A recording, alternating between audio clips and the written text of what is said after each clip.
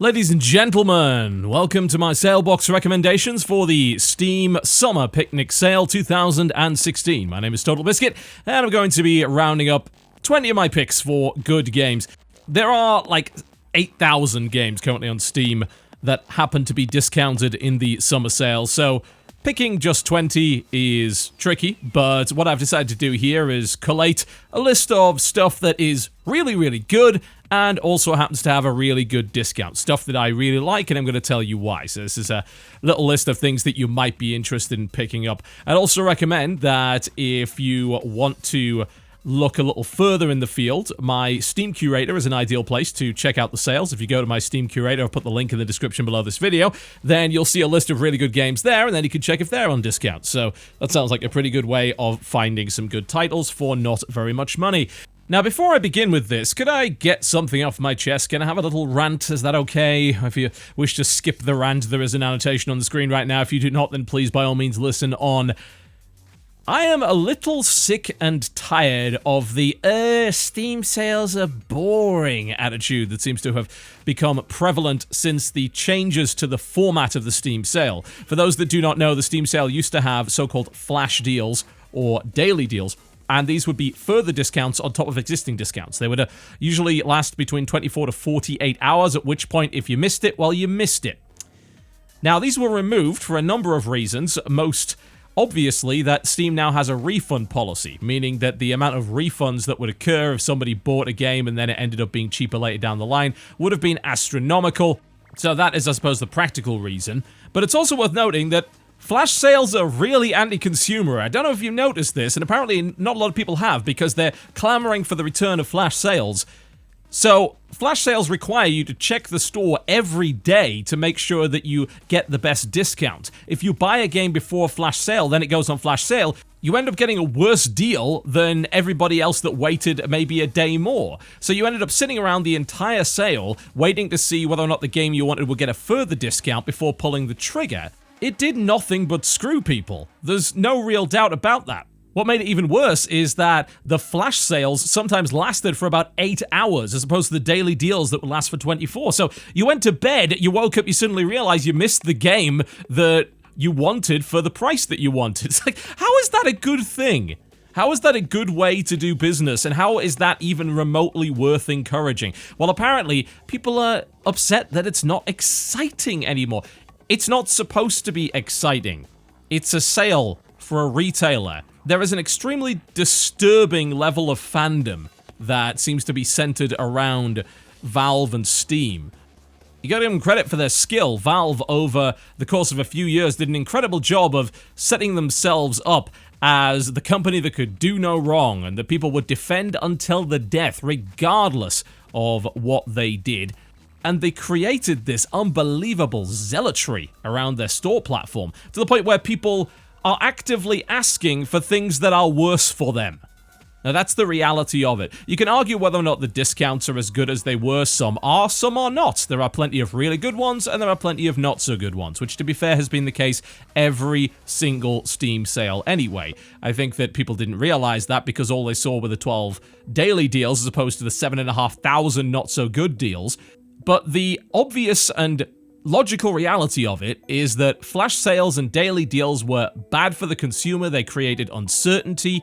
Sure, they might be great for those that are sat at their computer all day with Steam open, but if you happen to have, a job, or you go away for a day, or you have family commitments and can't stay glued to Steam 24 hours a day, then no, flash deals were not good for you, daily deals were not good for you, and it's better to have consistent pricing that is predictable over the course of a decent period of time.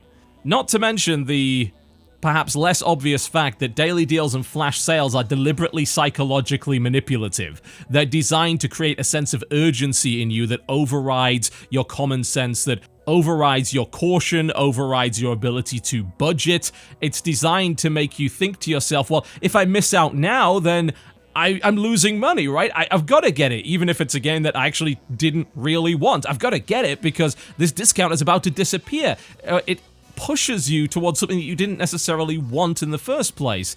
It is a psychologically manipulative tactic, and I frankly applaud Valve for not doing it anymore.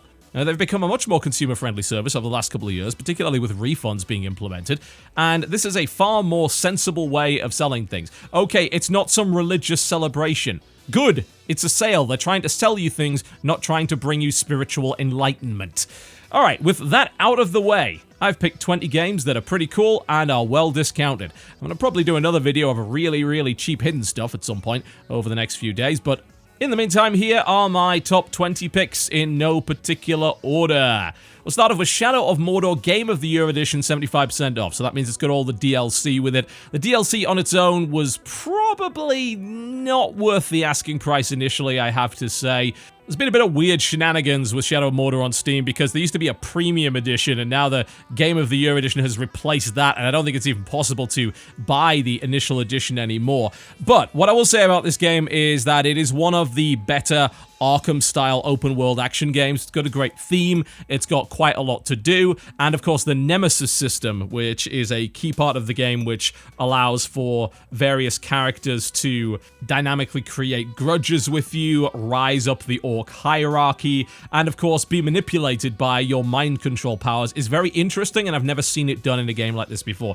It takes what would be a pretty good but not spectacular open world action game up to a new height of being incredibly entertaining, simply because it's dynamically creating these grudges that you actively want to go and settle because you're pissed off that this orc caught you unawares and killed you and got a promotion off the back of it and is continuing to mock you and even remembers the last time that he encountered you.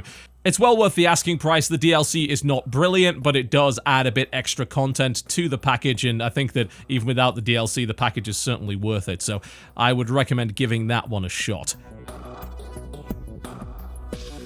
Alright, something a little bit more classic, Age of Empires 2 HD. Now, the HD version is not incredible. You know, if I were to bring up a list of the best remasters, the best HD editions, Age of Empires 2 HD would not be on it, I'm going to be honest.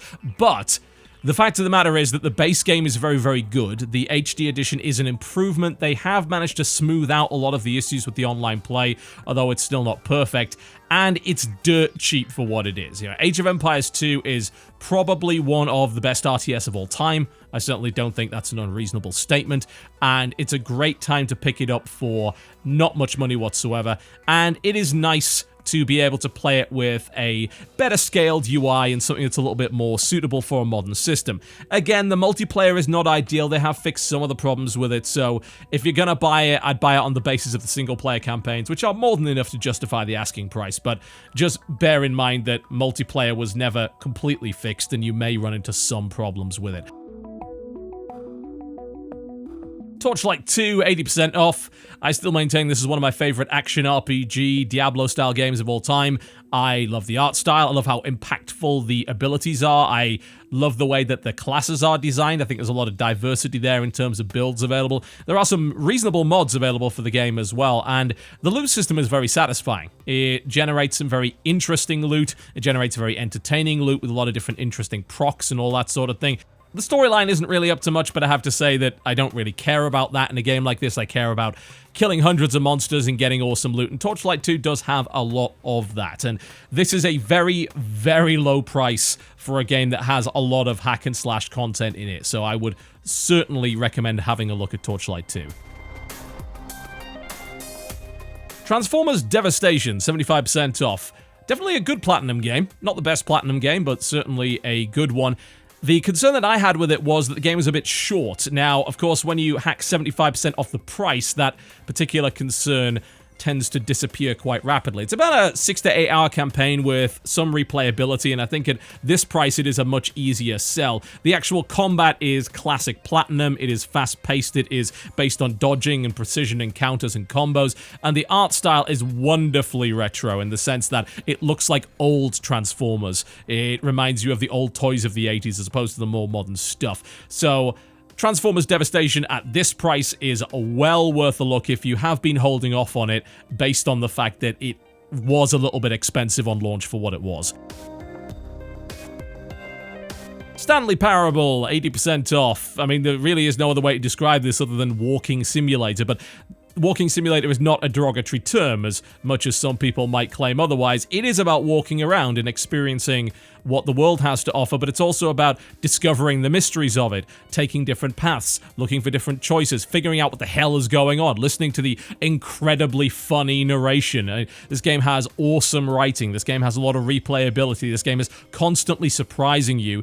And if you were put off by the price tag, because it really does involve mostly walking, then at 80% off, I think you can allow that concern to disappear. Trust me, it's worth trying. I hate walking simulators, as a rule. And Stanley Parable is a massive exception to that, because it is that damn good. Wolfenstein: The New Order, 50% off. Now, you might think 50% off, that's not very much. Well, it's actually not really 50% off. If you looked at the original retail price, it's actually more like 85% off. Bear in mind that this is 50% off the already lower price, as it were. You know, so it's $10, the original equivalent.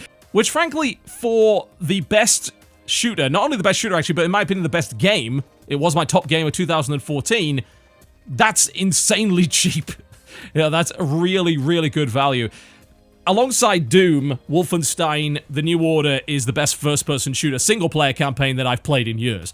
It's got stealth, it's got balls to the wall, I am dual-wielding assault rifles because I can, it's got giant Nazi mecha dogs in it. There's really not much else I can say to convince you to play the best first-person shooter campaign that there has been in bloody years, with the exception of Doom, especially not for that price. It even has replayability with an alternate timeline and plenty of collectibles. It's phenomenally good. The only caveat I've got about that game is it's locked to 60 FPS, and that is not a particularly big complaint. You should be looking at Wolfenstein: The New Order if you haven't already played it. The Old Blood is also discounted. I didn't like the Old Blood as much, I have to admit, but The New Order is a must-buy. Speaking of FPS, Doom, 40% off, so having a pretty good discount on a relatively recent title that is absolutely phenomenal is, in my opinion, a good enough reason to have it on the list. Now, I know I was talking about the best single-player campaign, and Wolfenstein maybe being it. Well, actually, Doom might be a little bit better than that. The single-player campaign for Doom is unbelievably good. It is worth the asking price, in my opinion, on its own. It does have a multiplayer mode. It's not a brilliant multiplayer mode, but it's relatively entertaining nonetheless. And of course, it has Snap Map, which allows you to access different game modes and create maps for your friends, although it is a little complicated to do any of the more complex stuff in it. But as I said, the single-player campaign is adrenaline-fueled, balls-to-the-wall, incredible music, incredible aesthetic, the best gunplay in a first-person shooter maybe for the past half a decade at least. Yes, play Doom, 40% off Doom, even if it is 40% of the full retail prices, in my opinion, more than enough to justify pulling the trigger on this game. It is that good. Changing the pace a little bit now to Transistor, 75% off. I will consistently recommend Transistor until the day I die. It is a action RPG of sorts with some tactics elements to it, set in a very unique cyberpunk world with an interesting musical theme to it. It is one of the most beautiful games aesthetically to ever be made. It's an incredibly immersive and sorrowful 4-hour story, but it's got a lot of replayability too, because it actually has a lot of mechanical depth in the battle system. I'd recommend this damn game for the soundtrack alone, but it also helps that the game itself is a phenomenal effort from Bastion creators Supergiant. Rogue Legacy, 80% off. This is maybe the one game in the list that I don't absolutely love, but I also recognize why it's good, and I enjoyed it enough to recommend it, especially at such a low price. So Rogue Legacy is a roguelite platformer, and the whole idea is that once you die, you're gonna be succeeded by the next generation of your family, who's gonna attempt to go back into the castle once again. But with some of the earnings you got from your dead ancestors, you get to upgrade your estate. It's a very good example of the roguelite progression that has taken over the genre, I suppose, over the last few years. The idea that, yeah, it's permadeath, but there's an element of persistence, like you gain something from it. And each run is a little bit different. There's a lot of procedural generation in it, and obviously your different heroes have different characteristics, some of which are absolutely terrible disadvantages. So Rogue Legacy is a very interesting little and difficult action platformer with a roguelite element to it that I would recommend having a look at. Mark of the Ninja, 75% off. Is it the best Clay game? Maybe. It very well could be. It is an incredibly well-designed stealth action game that is presented in 2D with Clay's inimitable art style. Absolutely beautiful game, hyper-stylized. And it's about sneaking around as a ninja and going stabby-stabby. I think outside of Tenchu Stealth Assassin, it's probably the best ninja game that's ever been made. Ninja Gaiden, of course, is a game that's all about hacking and slashing, but the whole idea of a ninja is stealth, right? So Mark of the Ninja has a very robust stealth system as well as non-lethal and lethal options. It's a game that, despite not really enjoying the stealth genre, I absolutely adored. And for the price tag, it is without a shadow of a doubt worthwhile. There is also the discounted special edition DLC, which provides a new level as well as new items and a new playstyle with a really cool developer's commentary as well. So Mark of the Ninja should be on your radar if you like sneaking about. Burnout Paradise, 75% off. An open-world driving game. It's been around for a good few years now, but I'll never not recommend Burnout Paradise simply because it's a really great time for those that are more into the arcade and crashing side of racing, which I am. You know, I've never been a huge racing fan, but the Burnout series and the Flat Out series have always held a special place in my heart simply because of the amount of destruction that goes on within it. The Burnout Paradise edition that's on sale is called the Ultimate Box, which actually includes the DLC, which has a bunch of different cars as well as motorbikes available to play. So there's plenty of racing content available in this open world, and I would strongly recommend it. Saints Row 4, 75% off. Now, all the Saints Row games are currently on sale, and there are a variety of different packs available. I choose the vanilla version, if you can call it that, of Saints Row 4, simply because the discount compared to the Game of the Century edition is so deep. You know, you're looking at a third of the price, and the Game of the Century edition does include the DLC, some of which is okay, some of which not so much, but I do think the base game at that price is the best value. The base game is kind of an open-world superhero game, a very rude open world superhero game, very much parodying a bunch of different genres and themes, and it's actually one of the best superhero games I think that's ever been made, which is weird because you might think, well, wasn't Saints Row kind of a GTA clone? Well, it sort of jumped the shark multiple times. It's hilarious, it's got great gameplay mechanics, it has really enjoyable open world aspects, and the sense of humor really carries it. The story is surprisingly entertaining, so I would recommend the base version of Saints Row 4 just because of how good value it is. There is something called the Ultimate Franchise Pack, which comes with Saints Row 2, 3, 4, Get Out of Hell, and about 5,000 pieces of DLC, but if you're looking for the best value, then the base edition is the way to go. Serious Sam HD Double Pack, 90% off. Again, there are a bunch of different packs available for this. I chose the HD Double Pack because I think it provides the best value. It has Serious Sam HD, the first encounter and the second encounter, for a ridiculously discounted price. Now, these are old school shooters. These are games that involve mowing down a large number of enemies with a variety of different weapons and cracking wise. That is all it does, and what it does very well. Not to mention the fact that it has some pretty fantastic cooperative multiplayer, which supports up to 16 people, which is about as ridiculous as it sounds. So, Serious Sam HD if you're looking for some old school mow everything down and don't engage your brain fun.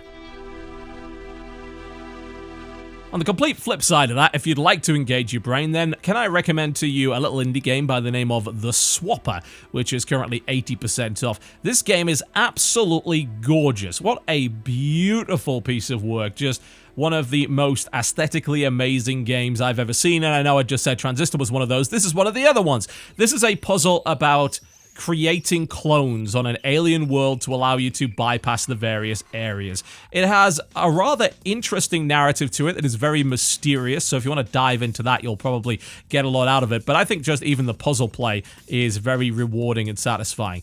It's an excellent game, it is well worth your time, and you'll say to yourself, well, how on earth did a small indie company like this make something this damn beautiful with only a few people? Because it is gorgeous, absolutely gorgeous.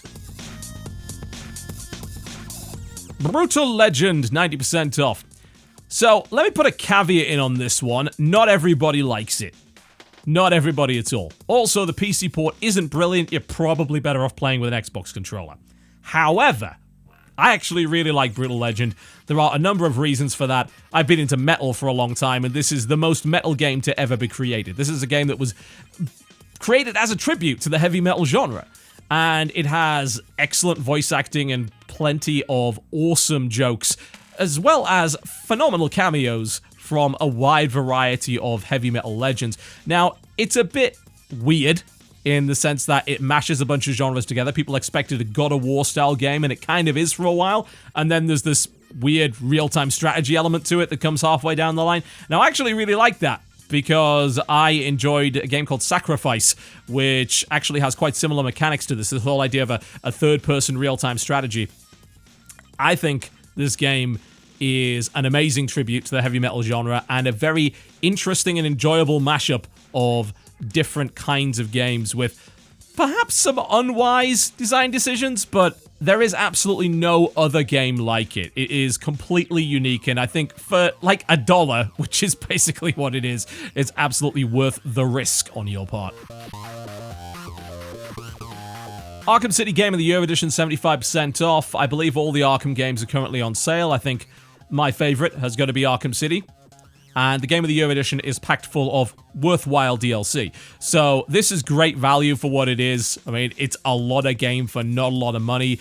Graphically, it still holds up. In terms of its combat system, it very much still holds up. It refined what Arkham Asylum was capable of. And yeah, of course, Arkham Knight and Origins have done more to the system since, but I think City is probably the high point of the series for me. It's certainly the best one that Rocksteady created. It's got a nice mix of open world action and side quests with some really nicely designed areas.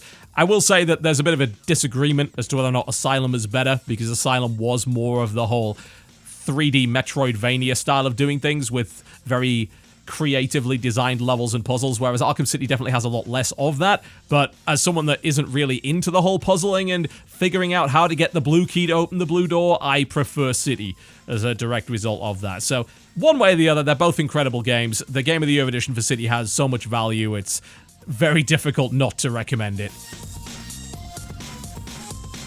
Hotline Miami's Combo Pack. This is 75% off. So, there are disagreements again on whether or not Hotline Miami 2 Wrong Number is actually any good. I think it is. I actually enjoyed it a lot. Some people said the levels were too long. I fundamentally disagree. I love what they did with the mask system. They made each mask truly differentiate your playstyle and really shake things up. I love both of them. I think they're great games. Admittedly, the first one makes me a bit seasick because it sways around all over the place.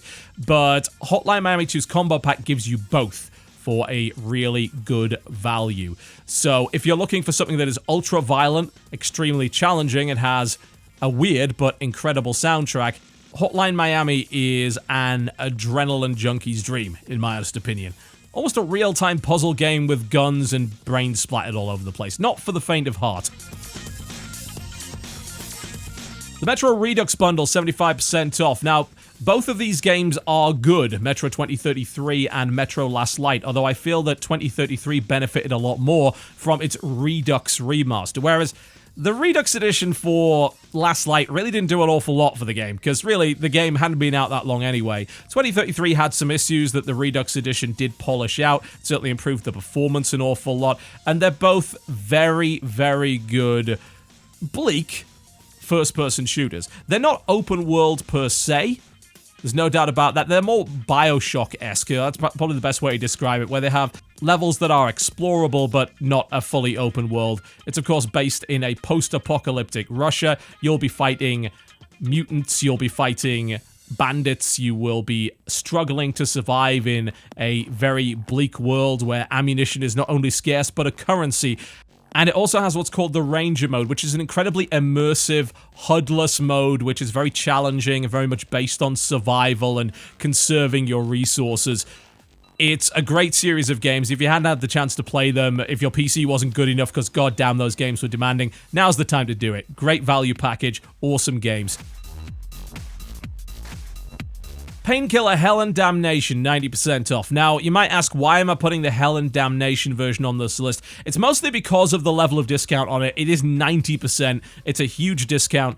And yeah, the Hell and Damnation edition, which is HD, if you hadn't already guessed, is not perfect. You know, it's missing content from the original. There's no doubt about that.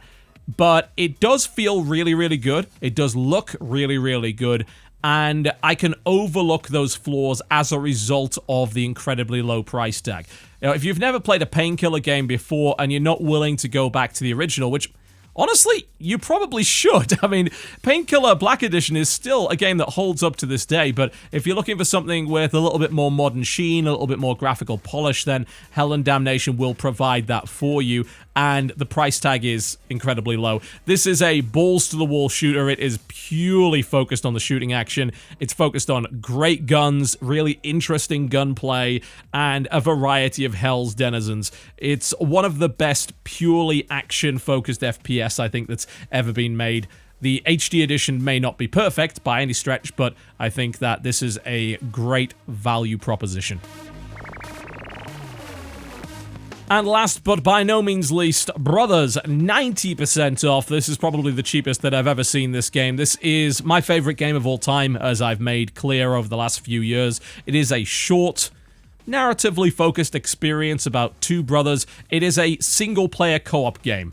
I know that sounds weird. You control one brother with each of the analog sticks, which is why I'd recommend playing with a controller. It's a bit janky with a keyboard and mouse. And in terms of marrying narrative and emotional engagement with actual gameplay mechanics, I think this game is absolutely peerless. It is a game I'd recommend that everybody play, something that you sit down in one sitting, uninterrupted, and just play through it. It left a permanent mark on me, let me put it that way. And I would love for you to all experience it. I certainly hope that you get the same out of it that I did. I'm not guaranteeing that. Some people, of course, did not. But up to this point, I've never seen a game that has better encapsulated the potential of video games as a storytelling medium while staying true to what makes games games, the element of interactivity. There is just no game that does it better than Brothers, in my opinion. So 90% off, you can afford to take a risk on this one. There you go, folks. There is 20 picks for the Steam sale. There are, of course, many more games available on discount. Go check out my Steam curator if you would like to find some good games. I guarantee that they do not suck. And perhaps they will have some good discounts as well. And I may do a really cheap, hidden, obscure gems video at some point over the next few days. My name has been TotalBiscuit. Thank you very much for watching. If you enjoyed this video, by all means, do feel free to click the like button. If you did not, the dislike button is right over there. And you can discuss it over on our official subreddit. That is reddit.com/r/cynicalbritofficial. I'll see you next time.